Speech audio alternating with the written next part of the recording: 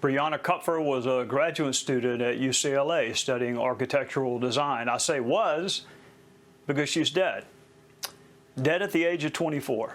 Killed while simply working at a furniture store trying to put herself through school. Killed by a man accused of crimes that literally span the country, from Charleston, South Carolina to Los Angeles, California.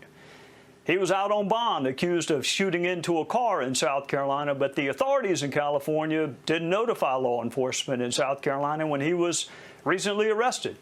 They just released him.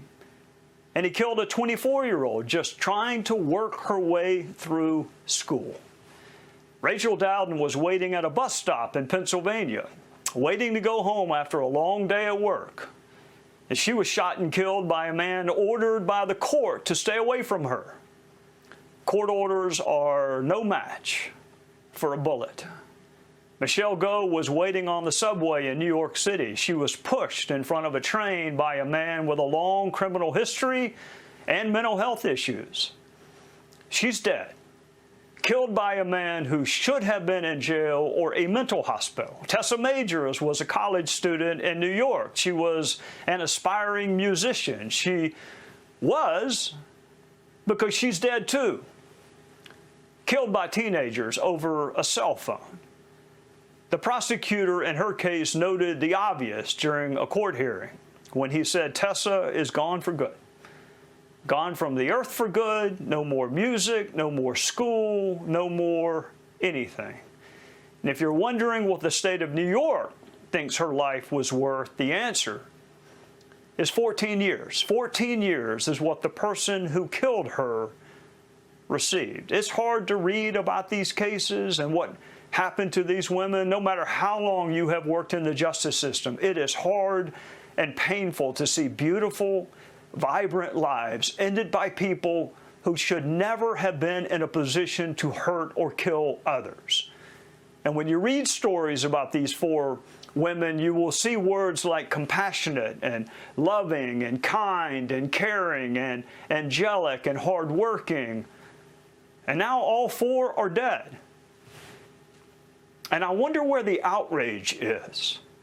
I see politicians getting upset about all manner of things, but where is the outrage over the only thing that really matters, which is your right to live? It's one thing to acknowledge this country is in the throes of a violent crime surge. There are plenty of statistics to back that up. These women, however, are not numbers. These women and others like them are not columns on an FBI crime index. They were daughters and sisters and wives and mothers and friends and co-workers. I took note of a phrase President Biden repeated during his press conference this week. He said Americans want 3 squares and to be safe. In fact, he said it twice.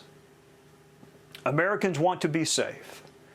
It's more than just want to be safe, Mr. President. Americans have the right to be safe because there is no liberty, there is no pursuit of happiness without life. You can't vote if you're dead. You can't sign up for a government program if you're dead. You can't build back better if you're dead. So what is he doing about it? There are elements within his party who want more violent people out on bond, more charges dropped, more light sentences. There are elements within his party who actually blame the police for the rising violent crime. There are elements of his party who literally advocate for the closing of prisons. Biden gets very animated talking about what he believes are voting rights and challenging and changing the rules of the Senate. What about changing the rules so there are fewer victims, so the innocent public is better protected? What about making sure you can work in a store without being killed, or wait on a bus, or stand on a subway platform, or just walk home in New York? These 4 young women and scores more like them have forever lost the right to vote or do anything else. The right to live is the most fundamental right you have. And I wonder when President Biden is going to get upset about that. And when will the media ask him about that?